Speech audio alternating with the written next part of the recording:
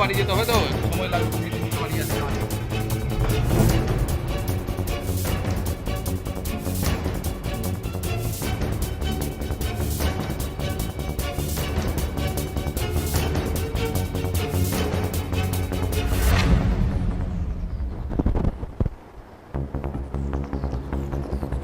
BDO এবং তৃণমূল পরিচালিত পঞ্চায়েত সমিতির বিবাদ। বিডিও অফিসের সামনে বিক্ষোভ তৃণমূলের। পরিস্থিতি সামলাতে নামল পুলিশ। মালদা রতুয়া 1 নম্বর বিডিওর বিরুদ্ধে দুর্নীতির অভিযোগ তুলে বিক্ষোভ পঞ্চায়েত সমিতির সভাপতি সহ সদস্যদের। পঞ্চায়েত সমিতি ভবন সংস্কার কাজ বন্ধ করে দিল তৃণমূল পঞ্চায়েত সমিতির সদস্যরা। শাসক দল পঞ্চায়েত সমিতির সদস্যদের হাতে হেনস্থা বিডিওর নিযুক্ত ঠিকাদাররা। কাটমানি না দেওয়াতে বিবাদ, পাল্টা দাবি ভারপ্রাপ্ত ঠিকাদারদের। পঞ্চায়েত সমিতির ভবন সংস্কার থেকে শুরু করে পথশ্রী প্রকল্পের রাস্তা তৈরি, এমনকি সাম্প্রতিক আবাস যোজনার সমীক্ষা, নানান ইস্যুতে মালদা রতুয়ায় বিডিও এবং তৃণমূল পঞ্চায়েত সমিতির দ্বৈরথ চরমে। বিডিও রাকেশ টপ্পোর বিরুদ্ধে এক নায়কতন্ত্র কায়েম এবং দুর্নীতির অভিযোগ তুলে বিডিও অফিস ঘেরাও তৃণমূল পঞ্চায়েত সমিতির সভাপতি ও সদস্যদের। প্রায় 15 লক্ষ টাকা ব্যয়ে পঞ্চায়েত সমিতির ভবন সংস্কারের টেন্ডার পাস করেন বিডিও। গত অক্টোবর মাসে কাজ শুরু হলে তা বন্ধ করে দেওয়া হয়। তৃণমূলে পঞ্চায়েত সমিতির সদস্যরা কিন্তু বুধবার ফের ঠিকাদারি সংস্থাকে ডেকে কাজ শুরুর নির্দেশ দেন বিডিও। বৃহস্পতিবার ফের কাজ শুরু হতেই বেঁধে যায় গোলমাল। অভিযোগ, বিডিও নিযুক্ত ঠিকাদারদের কাজ বন্ধ করে কার্যত ধাওয়া করেন পঞ্চায়েত সমিতির সদস্য এবং তাদের দলবল। শেষ পর্যন্ত পুলিশি আশ্রয়ে রক্ষা পান। যদিও এই বিবাদের বিষয়ে প্রকাশ্যে কোনো মন্তব্য করতে চাননি রতুয়া 1 নম্বর ব্লকের বিডিও রাকেশ টপ্পো।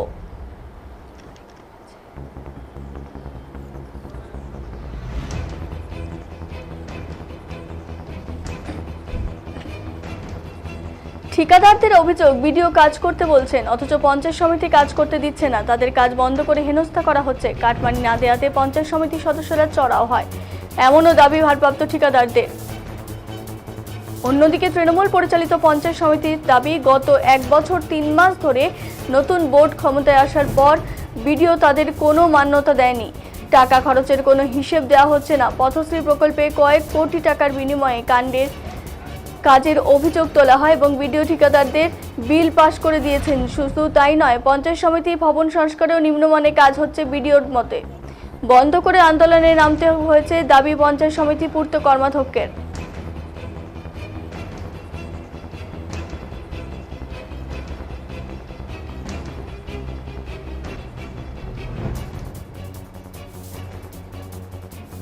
কি আপনাদের ব্লক ক্যাম্পাসে একটা টেন্ডার হয়েছিল এক্সিকিউটিভ অফিসারের আন্ডারে, যে টেন্ডার মূলে আমরা 3 জন 4টা ওয়ার্ক অর্ডার পাই 6-10-2024 তারিখে, না 4-10-2024 তারিখে। 6 তারিখে আমরা কাজটা শুরু করি। কিসের কাজ? পঞ্চায়েত সমিতি ভবন রিপেয়ার অ্যান্ড রেনোভেশন সভাপতি। কত টাকার কাজ? 4টা ওয়ার্ক অর্ডার মিলিয়ে 15.5 লাখ টাকার কাজ।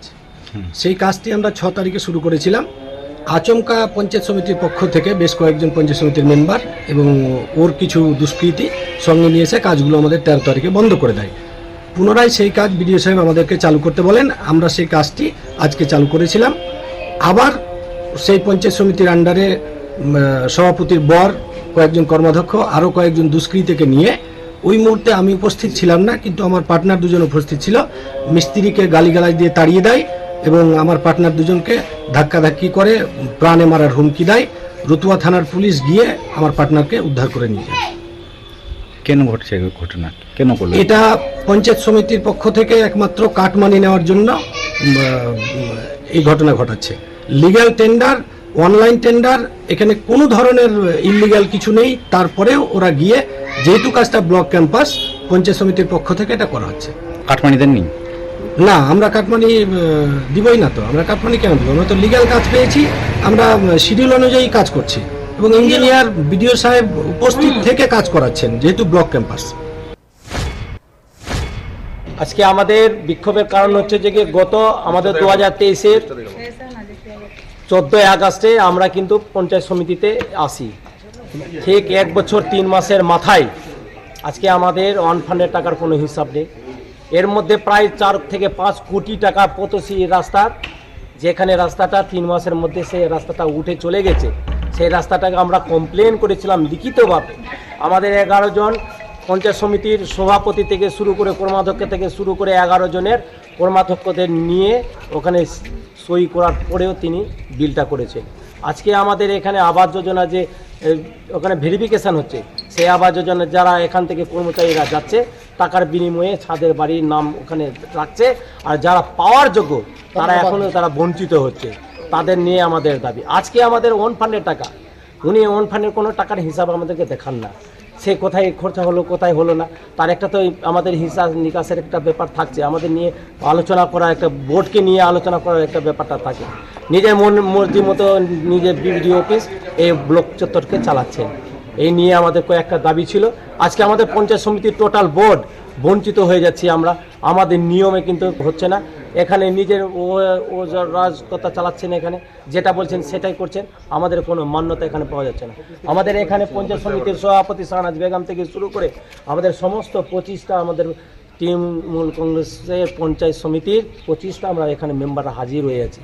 আমরা বারবার এর আগেও মিটিংয়ে বলেছিলাম যে আমরা আমাদের সাথে নিয়ে একটা মিটিং করে আলোচনা করুন, কোনো আলোচনার কোনো গল্প নেই, শুধু নিজের মনে নিজে কাজ করছে।